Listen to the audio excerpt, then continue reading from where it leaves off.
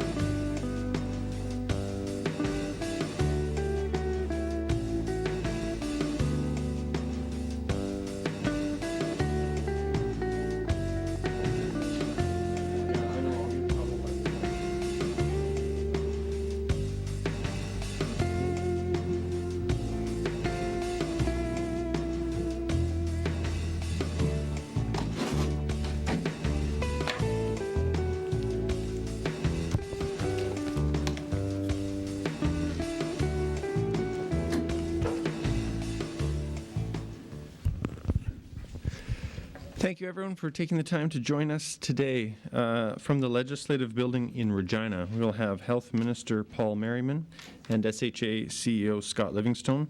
On the phone from the SHA, we'll also have Derek Miller, Emergency Operations Center Commander. We'll start with opening remarks from Minister Merriman. Thank you and good afternoon. We are now 1 week into our new vaccine appointment system, and things are working extremely well. We've had over 66,000 Saskatchewan residents have called the toll-free number or gone online to book their appointment. The pace of vaccines in our province continues to increase thanks to the tremendous effort of our healthcare workers. And thanks to everyone who has taken the time to book your appointment or visit the Regina drive-thru and get your shot. Every time a healthcare worker gives a shot, every time a Saskatchewan resident gets a shot, you're making Saskatchewan a safer place for everyone. So thank you.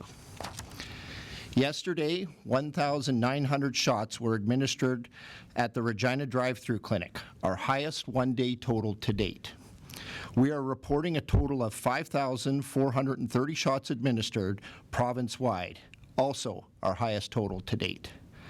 Saskatchewan now has the highest per capita rate of vaccines administered in any province, just over 10,000 per 100,000 people. These numbers are only going to increase in the days to come. Today, I am pleased to announce that we have moved into Phase 2 of our vaccination plan, which opens the appointment system to people under the age of 70. Phase 2 will eventually include everyone. But we are going to keep opening appointments up incrementally by descending order of age. As of right now, anyone age 67 and older can go online or call the toll-free number and book an appointment. We will be opening it up to more age groups just as fast as we can, based on the number of vaccines and the appointments that are available. So I would encourage everyone to check the Government of Saskatchewan's COVID-19 website or the SHA's website and social media feeds often to see when exactly you can get your booking appointment and then book it. For everyone 67 and older, you can book right now. And there are still some appointment times open at some clinics in the next few days, even tomorrow in some locations. So I would encourage everyone, when you are eligible, go online, call the toll-free number, and book your appointment. We are encouraging everyone to book their first available appointment just as soon as your age group opens up. Sometimes that appointment will be during the work week. That's why our government just enacted new regulations giving every employee up to 3 hours paid leave from work to receive their COVID-19 shot. Every employee who gets vaccinated makes every workplace just a little bit safer. So this is one more way to ensure that everyone has the chance to get their shot as quick as possible. Phase 2 of our vaccination plan also prioritizes individuals who are clinically extremely vulnerable. A complete list of clinically extremely vulnerable conditions is available on the government's COVID-19 website. Saskatchewan residents with one of these conditions will receive a letter with instructions for booking their appointment. Phase 2 also prioritizes congregate living settings like group homes and emergency shelters. We will be working to vaccinate those residents and staff as quick as possible, primarily through our mobile clinics. Province-wide, new cases continue to gradually decline. The 7-day average is now 128, which is the lowest it's been since November 13th.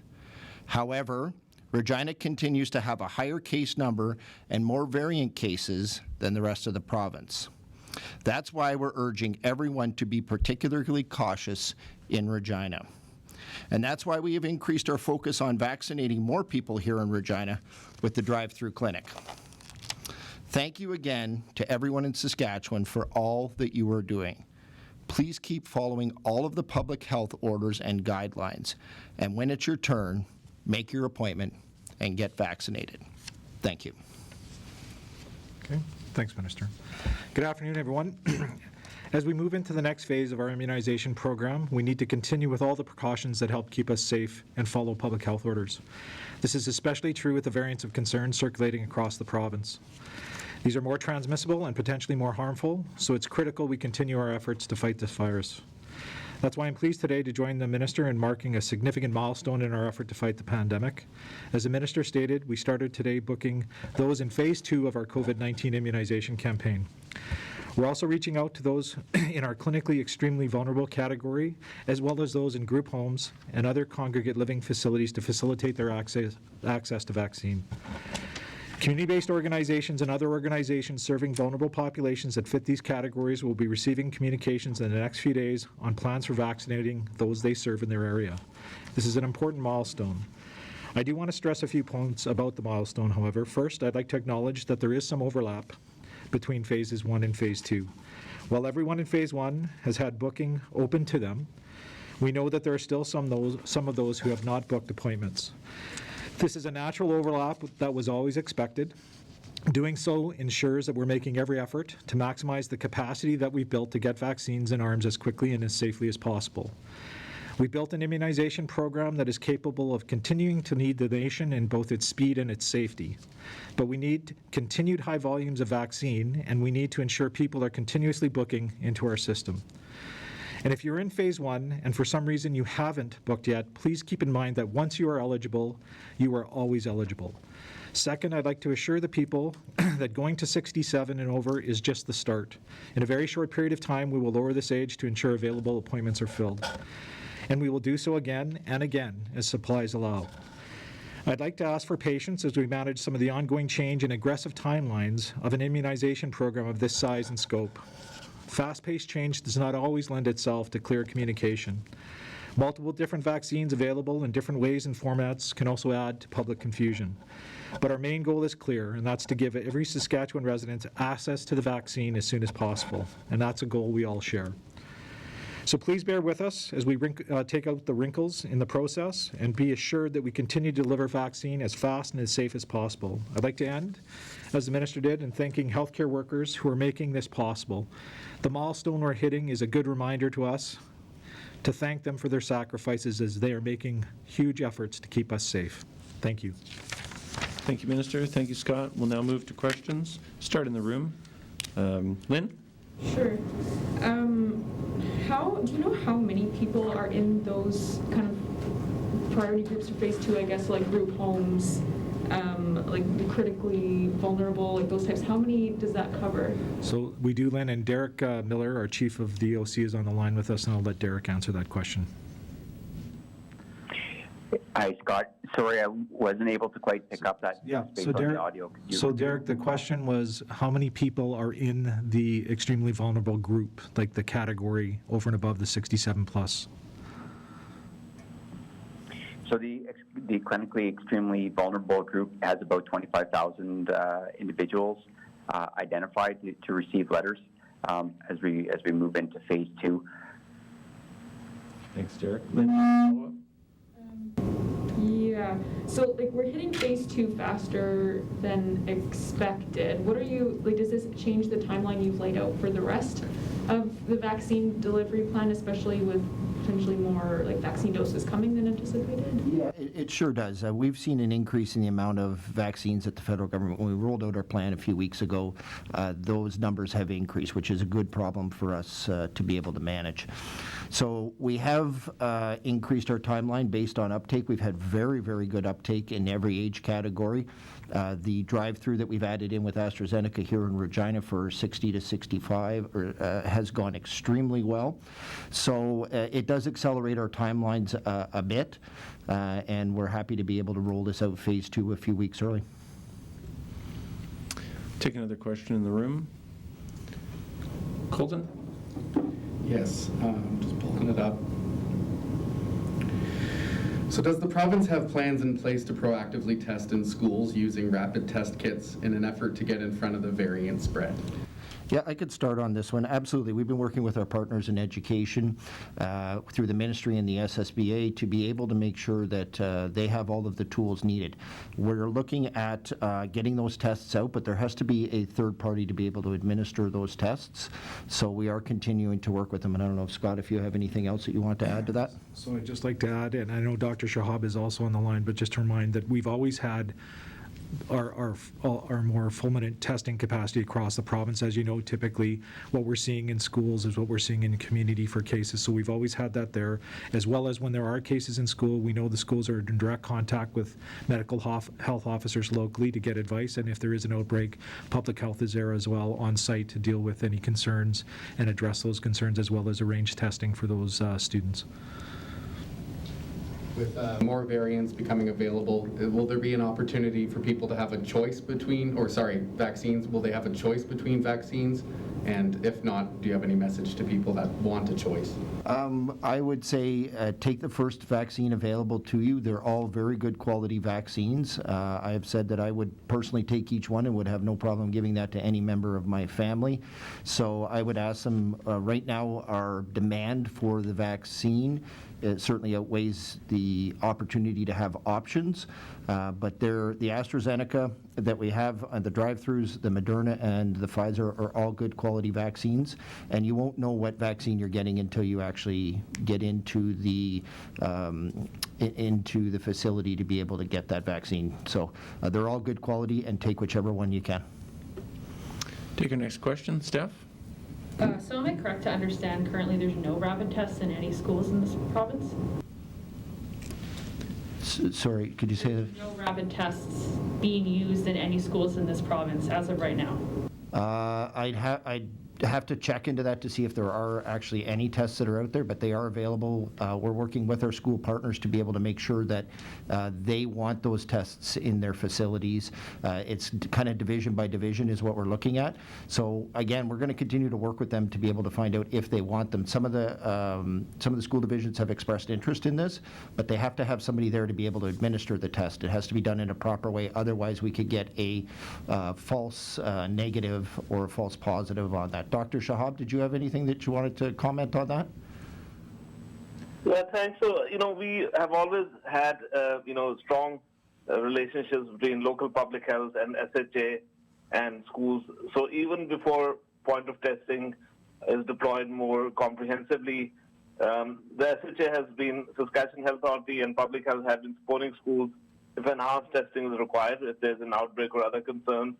And right now, even though the variants of concern are, quite a significant issue in Regina, and occasionally they've showed up in other schools like in Yorkton and Saskatoon, at the moment the current processes are sufficient, and schools are just reflecting transmission in the community. So it's a very low transmission overall in Saskatchewan, concerning transmission in Regina.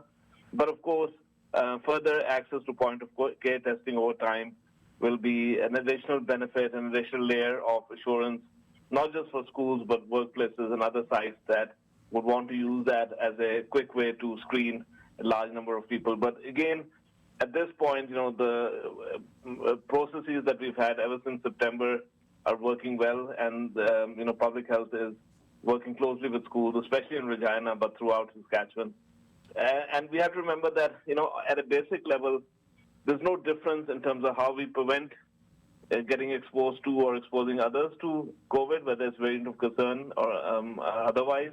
And then if we do test positive, even though the variant of concern diagnosis may not be immediately communicated, it may take several days, both the SNP assay and the whole genome sequencing, which comes much later, the response is exactly the same. The concern is high because of higher transmissibility, but everything we need to do to prevent transmission is exactly the same. So, plus, of course, now in Regina, there's some additional follow-up of contacts who may require further testing before they can go back to school or work. So some additional protocols are being put in place as an additional layer in communities where VOCs are the dominant strain, and that's mostly in Regina.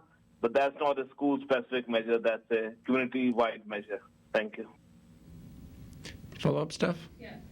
Minister, vaccinations don't provide overnight immunity, and currently in Regina, they're only open to select age groups. So why is that your government's main strategy for dealing with an increasing variant spread in the city versus stronger public health measures that would force people to cut down on social interaction?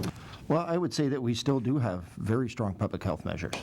We've only changed one public health measure in Saskatchewan since mid-December, so they are very stringent public health measures. And I think that, coupled with the vaccine deployment that we have had in Regina, the normal vaccine deployment plus the extra vaccine deployment, and I understand that there is a time lapse between when you get vaccinated and when that vaccine has fully impacted your system. But these are all tools that we're able to do. Again, the mayor came out, the premier was out on Tuesday to be able to talk to everybody about compliance with that, and I feel that the people of Regina will be able to comply with that, complemented with our vaccines, but also maintaining all but just changing the one restriction. Take our next question. Adam? Yeah, just following up on Steph's point there, there's a study out today that shows that Saskatchewan had the least stringent restrictions of any province, and leading in per capita rates for the country. It continues to. Now we have a variant spreading in Regina. Dr. Shahab just called it concerning, and nothing further has been done as far as public health measures in the last week or so. So can you explain to the people why what the government's doing is going to prevent further spread, other than asking people to do their best? Well, I think we've seen before, and Dr. Shahab might have a comment on this, we've seen when we asked people to be more compliant in December, the numbers actually trended in the right direction. We saw that before Christmas. Our numbers were trending in the right direction. There was call for increased public health measures restrictions at that time. We chose to hold what we were doing at that point in time, and it worked. So I have no reason to think that it won't work. The weather's nicer. People are going to be getting outside. They're not cooped up in their houses. We've got our vaccines. We have testing capacity. If people is feeling ill, that they can come in and get tested. We feel that the public health measures at this point in time are sufficient. Now, that might change. That could change in either direction, depending on what our numbers are and what the variants of concern are in Regina. But right now, we feel that the numbers are starting to stabilize across the province, and I really feel that the people of Saskatchewan and certainly of Regina will comply with the public health orders, as they have in the past. Why are we moving to phase 2 right now when 20% or so of people in phase 1 haven't yet booked a vaccination? Well, we actually have every age category that we've seen about 80% uptake of each age category coming down from our highest age category to 70. We've had either people that have been vaccinated or have booked their vaccination. So we want to keep the vaccine lines full. We want to keep the appointments full so we can get through this again as fast as we possibly can. So that's why we're opening it up, because some of the appointments, like I mentioned in my opening comments, there's still open appointments tomorrow. So I would encourage anybody that's over the age of 67 to book their appointment immediately. And as Scott had mentioned earlier, doesn't mean that you're not eligible. If you're 75 and you haven't booked your appointment, please call or book online and book your appointment, and you'll be prioritized. So we want to make sure that everybody has the opportunity to be able to get in. The increase in vaccines that we've seen come into the province is why we're moving faster through our age categories. So I'd just like to add a little bit, Adam, if that's okay. So of course, our ultimate target is that everybody in the province gets the vaccine and takes it as quickly as possible, but we know that's a stretch target, and to have an 80% uptake of vaccine at this point, and maybe Dr. Shahab would want to comment, but relative to other vaccination programs, that's very high. And we want it to be higher, but at 80%, I'm not sure if we can expect more than that at this point in time in the program. But Dr. Shahab, do you have any comments around sort of what 80% looks like in an uptake of an immunization program?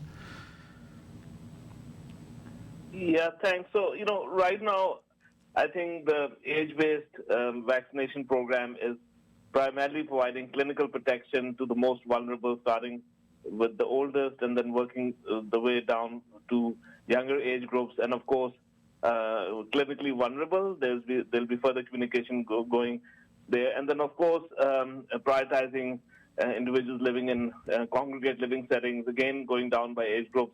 So I think it's addressing both risk of higher clinical outcomes as well as risk of high exposure, especially in congregate living conditions. So I think, it's meeting those initial priorities, but we have to recognize that, throughout the pandemic, people who are more likely to get COVID are those who are out and about working, public-facing jobs, and that's certainly true currently in Regina, that the bulk of the COVID-19 cases, even VOCs, are in, the 18 to 49 demographic. But obviously, while, serious illness can happen in anyone, illness is generally milder in that age group.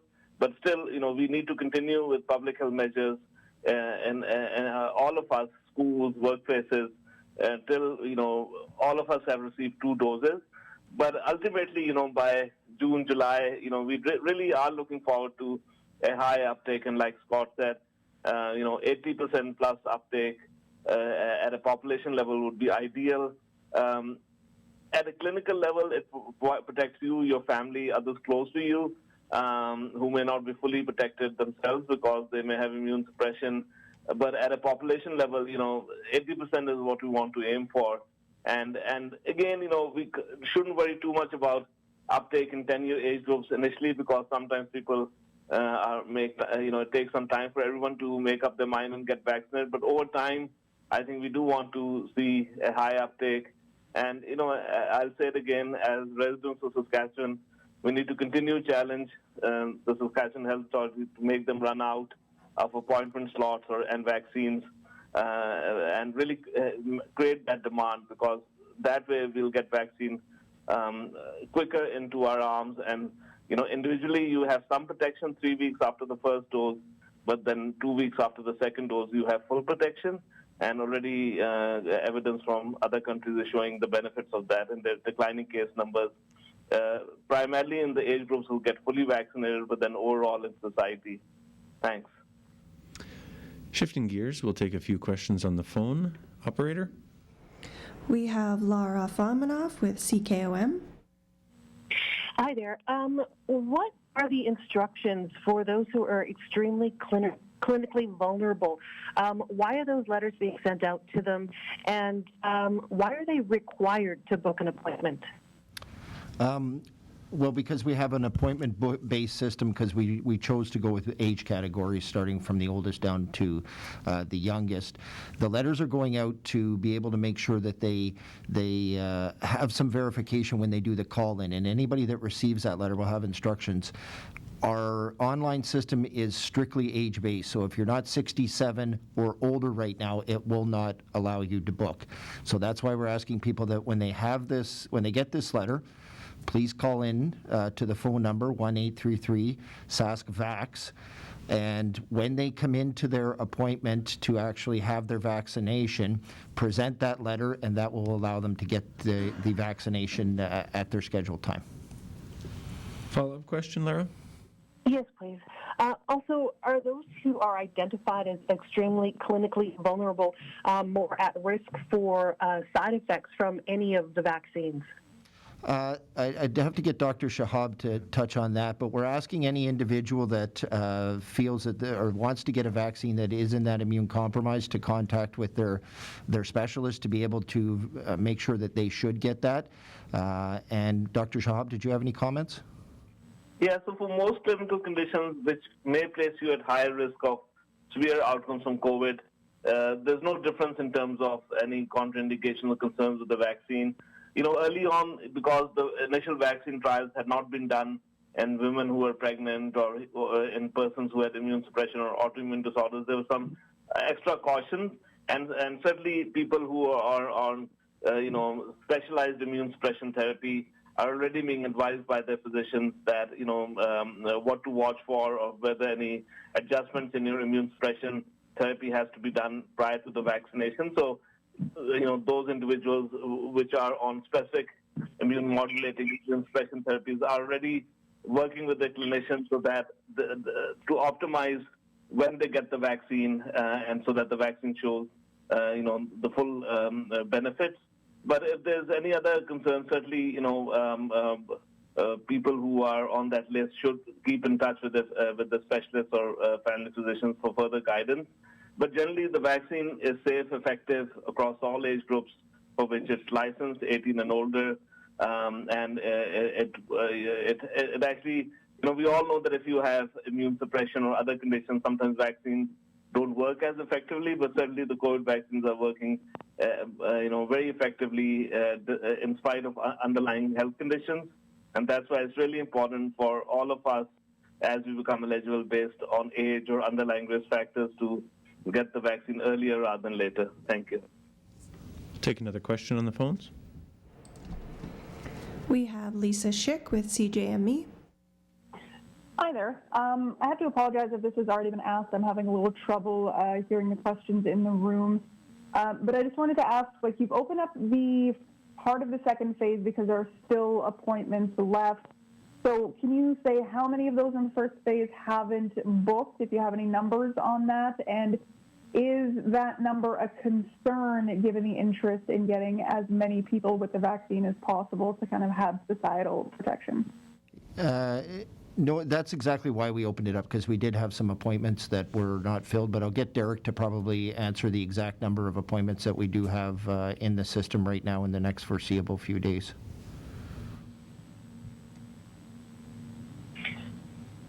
Hello, it's Derek here. So just since opening up the online and phone lines to the 67 plus here today, we're approaching 80,000 appointments booked since we went live on the 11th last week. We do have ongoing availability looking out over the next about the next 2 or 3 weeks with clinics established that people can book into. And we'll continue to build those out as we get vaccine supplies confirmed, looking into the month of April. Scott? So Lisa, just to answer the other component of your question is, when you asked what percentage of people aren't uptaking the vaccine, so we know 80% within the age groups are, so it's 20% that aren't taking the vaccine appointments at the same time. And when we are opening up that age group to booking appointments, what we're seeing, overnight, a great flurry of activity of booking, and then it starts tapering off, and we start hitting that 80% or getting close to that 80% mark, and that's when the age groups are opened up to the next level. So that's really the trigger, and we do know that people are continuing to book after the first day that they're eligible, but those are the numbers. Follow up, Lisa? Yes, my second question is regarding people's second shot. For the people who are getting their shots now, and particularly those going to the drive-through clinic in Regina, what's the procedure for them getting their second shot? Are they being given a date at the time? Are they going to be contacted? And are they being told to wait the full 4 months, or can they decide to get it whenever after they're eligible? The second shot will be done once we get the majority of people done on the first shot. Our priority is to get that done, excluding long-term care and personal care homes, which are getting both shots. It'll all depend on the vaccine supply over the next little while, how fast we get through the categories. We're ahead of schedule as it is right now, and there's nothing that indicating that we won't continue to be ahead of schedule. So the faster we can get done that, but if somebody comes up to that change where it is 120 days now, then they will be scheduled for their second shot, and we will open up the system, and it's online, or they can do it by the phone, and they'll know what they got on their first shot and their second shot. On the online application, it'll come up and it'll say second dose, and it'll know exactly when you're eligible, and it'll inform you when you're eligible. Take another question on the phone. We have Connor O'Donovan with Global. Hi there. Just wondering, after we saw, vaccines will become available for those in group homes and those extremely vulnerable, I'm wondering if there are any other groups that are outside of age-specific brackets that you're considering prioritizing vaccinations for in the coming days and weeks. It'll mostly be congregate living in shelters and group homes, but also there's a list of the immune compromised on our website. I don't have the list in front of me right now, but there is a very comprehensive list of what that category includes from when we get into phase 2. Follow-up, Connor? Yeah, I mean, beyond that, like we saw promises talking about prioritizing teachers, grocery store workers, other sort of non-healthcare frontline workers. Is there any consideration to vaccinating those parts of the population or giving priority to those? We do. We have prioritized healthcare workers. They were the first ones that were done in the province, and they were prioritized in phase 1. We've also added in healthcare workers into phase 2 in this category right at the beginning, between the 60 to 69. So we actually have a lot of individuals that are in this first part of phase 2 that are getting vaccinated. That's why we wanted to open it up fairly slowly and do it into 2 to 3 year increments, because we didn't want to overload the booking system. So once we get rolling through that, we'll start, we'll open it up to some future or some younger people within that age category, the 65 to 67, and then and keep going down from that age across the province. But in order to that, this is what we've done right at the beginning, is we decided to go by age categories with a few exemptions of healthcare workers, people living in group homes, people that are immune compromised. This is the fastest way to get out the vaccine across the province, is to be able to roll through the age categories. And we have heard some very positive comments about the vaccine clinics, the drive-through here in Regina, that it's been run very efficiently by the SHA. They've done an amazing job of doing that. So again, the fastest way to get through this, and why we are rolling through our age categories so quick, is because we chose to go this direction. Take another question on the phone. We have Brian Zinchuk with Glacier Media. Hi, I was wondering, we haven't really heard a lot about kids and students, especially with regards to, first of all, I don't think anything's been approved for them yet, and how long those approvals will take. What is the province's plan for getting students out? Because we're hearing from the NDP, for instance, this morning about the education system and teachers and whatnot. So what are your plans to get to that age group? Well, I'll touch on just the age group. As far as I know, Moderna is approved to 16, and I believe Pfizer is approved to 18. But Dr. Shahab may be best to comment on that, but they haven't done enough clinical trials to get into that lower ages of our children in our province. Dr. Shahab, do you have a comment? Yeah, thanks. I think that's a really important point. So right now, the allocations that we are receiving are for 18 and older, and the vaccination program is primarily for 18 and older, 2 doses, hopefully by July, as supplies allow. But again, currently trials are occurring, in that 12 to 18 age group, as well as in some cases they have started in that under 12 age group. And so based on the clinical trials, there'll be an assessment that once you have achieved population level immunity in adults, which we will hopefully achieve by July, the additional, not just the safety and effectiveness of the vaccines, which likely the trials will show that they're as safe and effective in children as they are in adults, but the additional benefit of vaccinating, school-age children and preschool children. And if the benefit is clear, which it may well be, that program will start once, the NACI has made that recommendation for those age groups, and vaccines are available for those age cohorts. But obviously, no country in the world right now has approved vaccines for, as far as I know, in that under 16 age group. But obviously, both the approval of vaccines in that age group as well as the further benefit of vaccinating that age group will be important. And we have to remember that while COVID can really be a serious illness in everyone, especially in younger people with significant underlying comorbidities, obviously, thankfully, school-age children, while they may get, in many cases, asymptomatic infection and may, but they are less likely to transmit and less likely to get serious. But that's something that we will be watching closely as the trials proceed and as NACI recommendations come, likely in summer. We don't expect anything earlier than summer on this age group. Thank you. You have a follow-up question, Brian? So I guess surely you must have war gamed when you do have approvals, how you're going to implement this. I mean, are you taking it done through schools? Yeah, so, when H1N1 came, obviously at that time, young people are impacted more than seniors. If you remember in 2009, H1N1 impacted young people more than seniors. Seniors had underlying immunity to H1N1, 65 and older. So we had a reverse vaccination program that was very successful.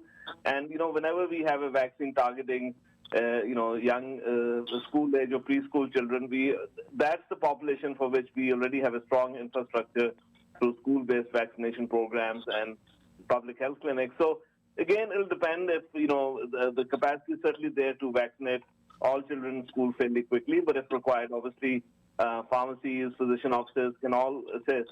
And, a program that's right now is already addressing, almost 67 and older are being vaccinated. That's almost, 4 10-year age cohorts. So certainly the capacity would be easily there to vaccinate children 18 and under once approved and the vaccine is there. Thank you. And we'll come back to the room for a few more questions. Steph? Minister, the Premier said last month that rapid tests should have been deployed in schools sooner, and the school year is almost more than half over. So I guess, why is it taking so long, and is it acceptable in your mind that to this date, it seems like no schools have these rapid tests being used? Well, again, as I mentioned, it's working with the School Board Association, with the local boards to be able to see, first of all, if they want that in there, when they want it, and do they have somebody to be able to provide that. We can look at getting in some employees from SHA to be able to administer that, but that also pulls from our system within there. So as far as I understand, there's a tender out right now to be able to contract that within the school division, but we certainly are working with them to be able to manage them through that process. If they do want the tests and they have the provider set up and all of that, we would be more than happy to provide them with those testing units. But there has to be a process in place. As I mentioned before, we don't want tests coming back that are false negative or false positive, because that's not benefiting anybody. Take another question in the room. This might be for Dr. Shahab or someone else from the SHA, but are we seeing trends? I know there's privacy issues, but are we seeing trends with ages of those who are being hospitalized since we've seen the introduction of variants into the province? So maybe I can give some initial comments. So we already know that the variants are, 50 to 70% more transmissible. So everything you do, you have to do better when variants of concern come. So, wear your best mask, make sure it's tight-fitting, make sure you absolutely maintain the 2-meter distance, minimize your number of contacts. And right now in Regina, what we are saying is that think of all the things you do, what's essential, what can be deferred, minimize any contacts outside your household. Outdoors always better than indoors. So that's the transmissibility piece. With special focus on workplaces, because that's where a lot of the transmission is happening. But in terms of, is it more virulent? Certainly some information from the UK is unfortunately showing that it can be up to 30% more virulent. And in the UK, we have to remember that they had already vaccinated their older cohorts when they had the third wave. So because they saw more COVID cases than they had ever seen before, because it was more virulent, even, they did see more hospitalizations in younger age groups, unfortunately. And so there's some early signals that that may well happen in Canada, but obviously, right now there's, because there's 400 plus active cases in Regina, a small proportion of individuals in every age group have been hospitalized in an ICU, and that we have seen throughout the year that people in every age group have been hospitalized. But our numbers are still too small to truly see the additional virulence of COVID-19 B117. But certainly from the UK, that's been well described now through studies. And so again, what the message is that while the risk of serious outcomes is lower if you're younger and healthier, we should never underestimate and disregard the risk of outcomes both to ourselves and to others. And the best thing we can do is maintain public health measures at all times, enhance them when we see an increase in transmission risk like in Regina right now, and of course get vaccinated as soon as our turn comes up. Thank you. Take another question, Lynn. Yeah, in the news release the province released earlier, they said there'll be more clinics, like vaccine clinics opening up across the province in the next little bit. And I know U of R confirmed they're opening one of those on the 29th. Like, how many more mass vaccination clinics are you expecting to see over the next little bit here? I'll get Scott to comment on the exact numbers, but we're increasing them as the vaccine supply comes in, and we're adding it. And we're not just adding them in the cities, we're adding them across Saskatchewan and rural Saskatchewan and in the north to make sure that we're having a widespread. So the idea is when we do open these clinics that we're trying to hit the same age categories across the province and move everybody in sync. It's not going to always work like that, but that's the theory, is to once these vaccines are moving around. Scott, I don't know if you or Derek have the exact numbers. I'll start and then Derek can add. So right now, Lynn, we're running around 125 clinics across the province, and there's mass immunization clinics that drive through and some mobile clinics. And just remember, it's not one type of clinic, it's the variety, and we've built them so that if one type of clinic becomes more popular in a particular community, we can pivot and increase capacity. The ultimate goal for the SHA-run clinics is 208. And that will be an expansion of mass immunization sites, more drive-throughs. So, for example, you'll see a doubling in Regina, 2 drive-throughs and 2 mass immunization clinics, same in Saskatoon. And that will go as vaccine supplies increase, and you'll see increased volumes on a regular basis because of that.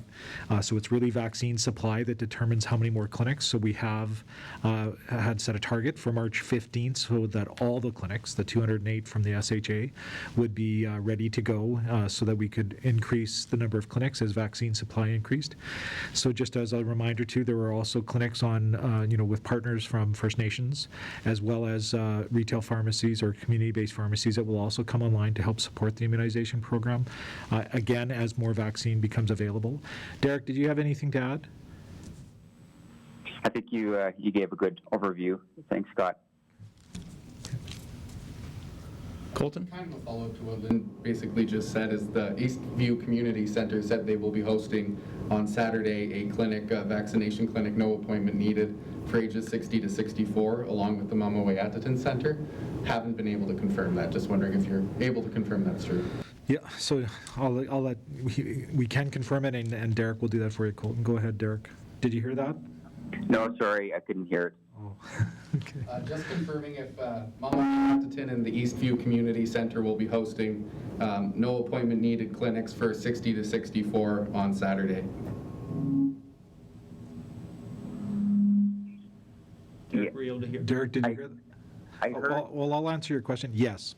So as part of this strategy with the AstraZeneca vaccine, and that's why that's the age group, and it's is to look at what other partners have the ability to vaccinate. So it was always part of the plan with the AstraZeneca vaccine and the drive-through, because of course we're taking a very large volume of vaccine and trying to get it all in people's arms by Sunday, so that we also, besides the the drive-through clinic, is to have some outreach mobile clinics for high-risk community areas where we can offer the vaccine as well for the same age group that might not be able to drive through the drive-through.